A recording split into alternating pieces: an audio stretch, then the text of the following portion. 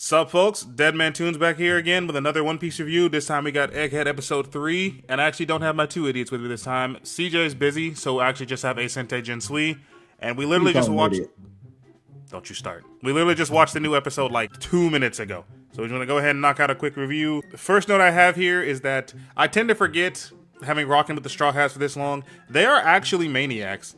Can you imagine being Lilith and pulling up on this ship, and you got a big-ass cyborg fangirling over you, the strange curly-eyebrowed blonde guy, literally his heart turns to eyes, the big-nosed black dude with the sniper is just losing his mind crying for some fucking reason, and then the girl with black hair in the back threatening you, all in the span of like 30 seconds. You just met them. Well, let's see. You rolled up on them asking for all of their belongings. What else would you expect to happen? We pirates out here. That's perfectly valid. That's perfectly valid thing to want. Another thing. Random. Don't forget that while all that was happening, Zoro was standing up the entire time. Yeah, I forgot. Zoro ready to cut. Oh yeah, you already mentioned Robin. Go ahead. Right, Zoro ready to cut you in half the second you take 2 steps too close, and you didn't even know that until later. Like him, right him. That's him holding his sword looking at you, is the equivalent of a sniper with the red dot on your fucking head. Wait, but the sniper's already on fangirl over me. Also, real quick, random question I have while watching this episode.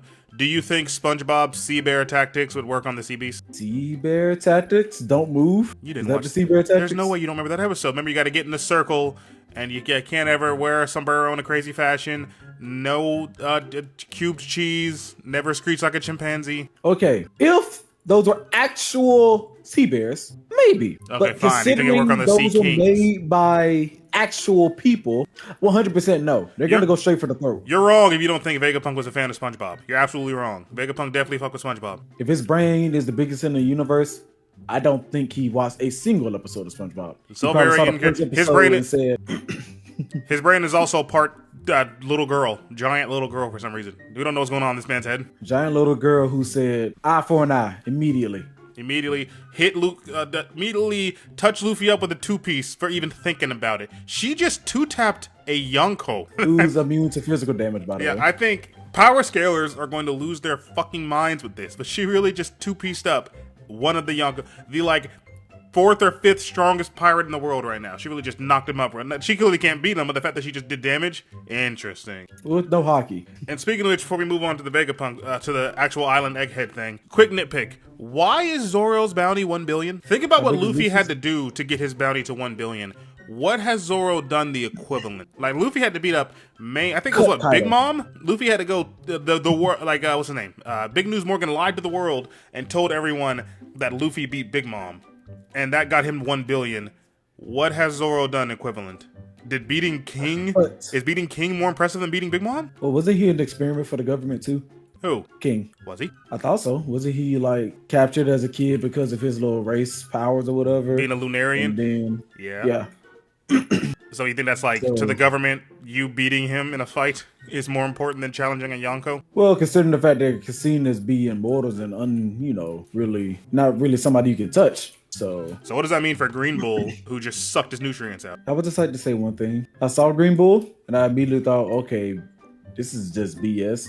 You just made a character who says, oh, I'm hungry 24/7, but not for normal food. I just want to drain the water out of every creature I see. Bro, I don't want to backtrack back to Wano, but I do want to say Green Bull lost all his aura for me when their big marketing for this character is that he hasn't eaten in like 5 years. I'm like, oh, broken feet. How strong is he going to be? And then turns out he just has a plant fruit. He doesn't need to eat. It's not impressive if you don't need to. But another thing about the whole Bonnie's secretly 12 years old thing to me that's crazy is that how did I not know that beforehand? I really was sending a shock to my system the day that chapter came out. But when she first showed up, it reminded me of Egghead. She was submerged in a ball of hot water. And when she popped out, she was a kid. That's seawater. Her devil fruit wouldn't work. Of course, why did I not piece together that if she came out a kid, that's her real form? Well, because with anime, they desensitized us to girl shows up, girl looks young, girl 2,000 years old.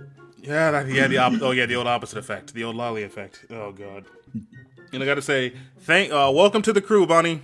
Welcome to you are officially a Straw Hat. Not only are you keeping up with Luffy in terms of food and anger, but Luffy creates names for everyone he talks to outside of the Straw Hats. Straw Hats get called, his crew gets called their names. Everybody else, it's Traw Guy or Doffy Guy or Muddy Guy or some name. He tried to do it with Bonnie. Called her Bonby or Bori or Baloney, whatever he called her. She said Bonney. He immediately apologized. Look him dead in his eye, look him dead in his soul. I think no that man fear. had flashback. She knows full well that's a Yonko, and she had no fear. She's not dumb. We know Bonnie's not stupid. She knows how she stopped Zoro from cutting a celestial dragon because she knew all the implications of it. She's not stupid. She knows that's a Yonko, and she still said, "My name is Bonnie. Welcome to the crew." And he listened. He really said, "Sorry, Bonnie. Yeah, you in. You in, gang." Now that you mentioned that, now that puts into perspective. This is a child, who somehow managed to get a pirate crew, who somehow managed to make it all the way past the red line, a place that most people would not even be able to get close to. What is the name of that island? I can't remember the name of that place off the top of my head. You've given me no details in the world of One Piece and expect me to just name you Let's an see, island? the place right before the Fishman Island. That place. Oh, Saburi Archipelago. Yeah.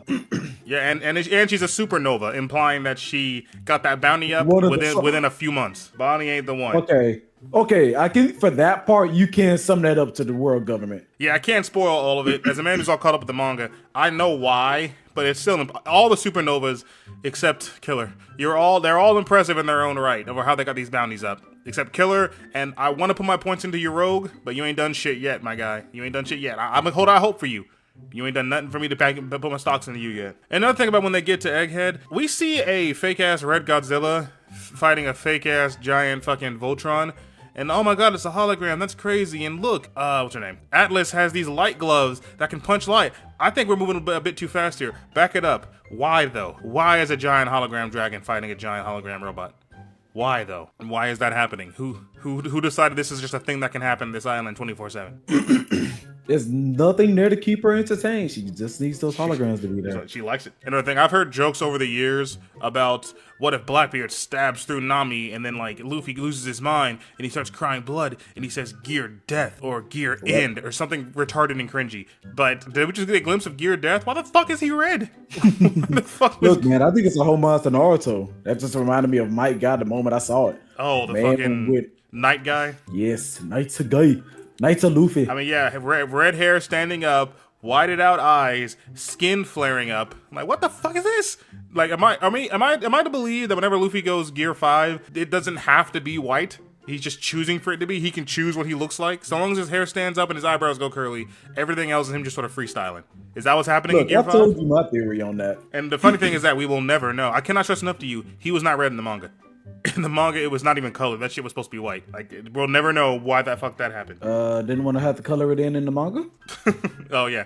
So he just told editors, by the way, he's red here. I didn't feel like coloring it. All right. Yep. All right, last note I have here is that the first episode was pretty good. The second episode, you can start seeing the shortcuts and the shit. And this one, I gotta say, the pacing is fucking amazing. I really could not believe that it was over when I saw the to be continued thing. I was like, oh really? Huh? I like the pacing, but I have to also say it's still an 18-minute episode because of how much they do at the beginning of the end.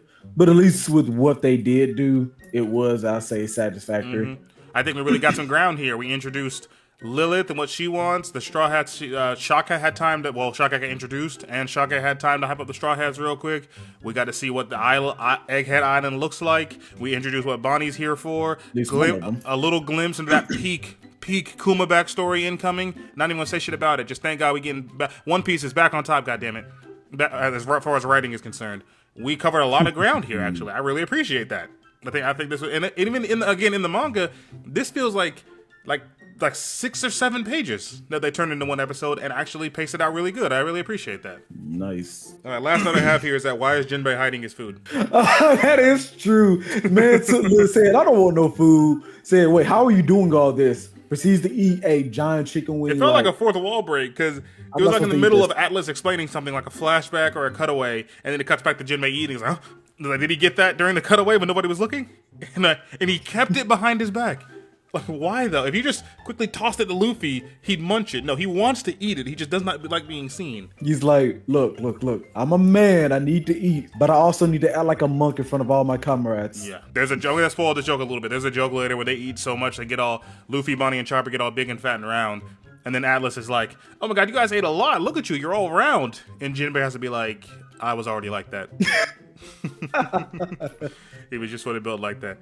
All right, that's all I got. That's all the notes I got. You got anything else to say? Stop panning in on her butt. I don't care if she's in her adult form. You know, to this day, I'm getting comments for that last video about us saying we're not comfortable with the way they're animating Bonney, but they gotta sell that sex, bro.